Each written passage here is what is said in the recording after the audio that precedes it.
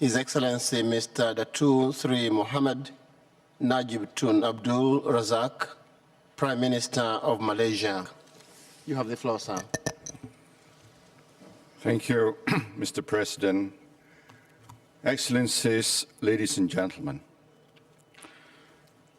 I bring to you the voice of Malaysians who are of no doubt that climate change and the cataclysmic consequences arising from it are indeed real. Like many other parts of the world, we too have witnessed climate-related disasters which were heartbreaking and devastating. Amidst the increasing frequency of these calamities, we are dismayed that there exist skeptics who profess climate change to be mere exaggeration. Malaysia believes that the science is sound and clear. However, like other developing countries, we are now grappling with how to translate the need to control emissions into our economic development system plans and policies. The necessary adjustments require massive changes in many sectors that affect the very fabric of our economy. This is why Malaysia joins other developing countries in insisting that we must have access to massive transfers of finance and relevant technologies, without which our economic transformation cannot take place. The Climate Convention recognizes this in its Article 4.7, that the extent to which developing countries take climate-related actions would largely depend on how far developed countries meet their finance and technology commitments. According to several recent studies, including some from United Nations agencies, developing countries require long-term financing of at least $800 billion a year for purposes of adaptation and mitigation of climate change. This is linked to the target of maintaining 2 degrees centigrade of temperature rise.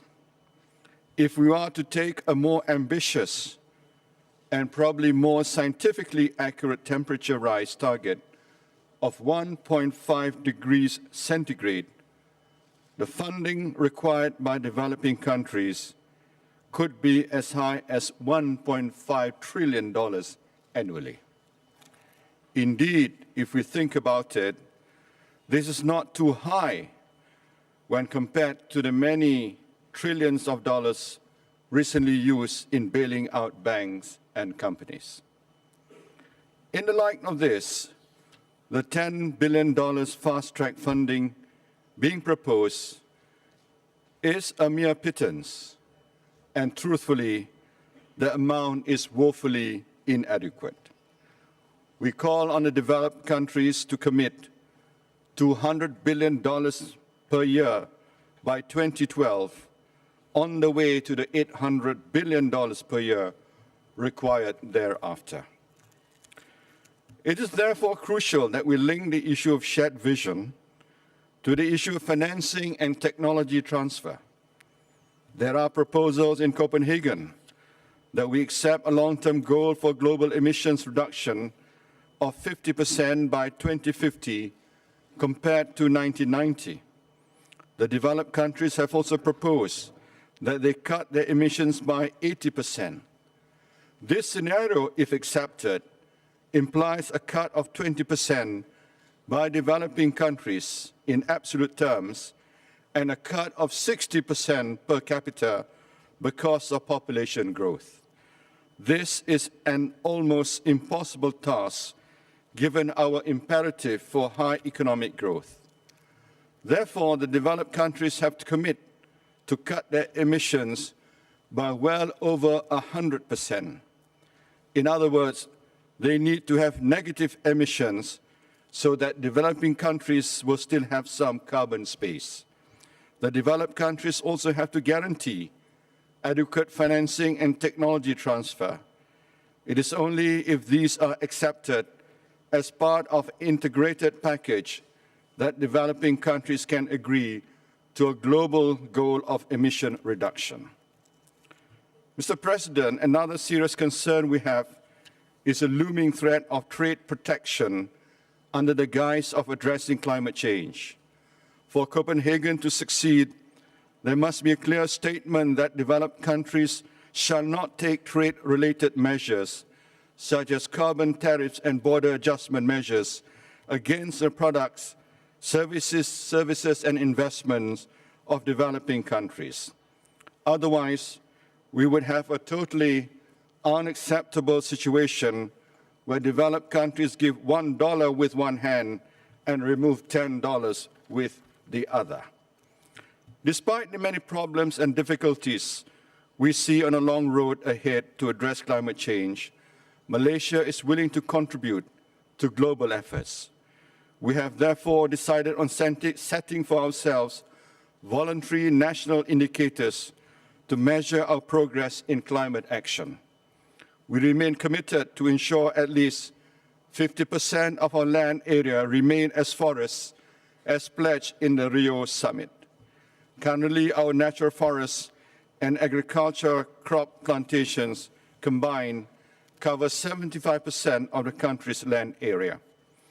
I would also like to announce here in Copenhagen that Malaysia is adopting an indicator of a voluntary reduction of up to 40% in terms of emissions intensity of GDP by the year 2020 compared to 2005 levels.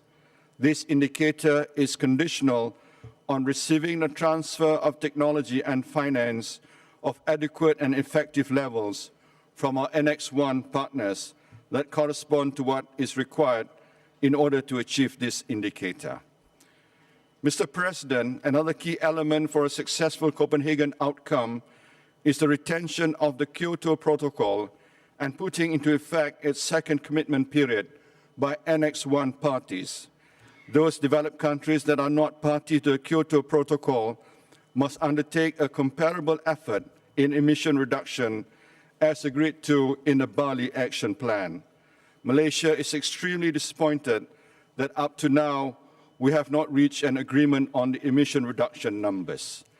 Furthermore, according to a reliable estimate, the individual targets announced by developed countries amount to only 13 to 19%, which is unacceptably low.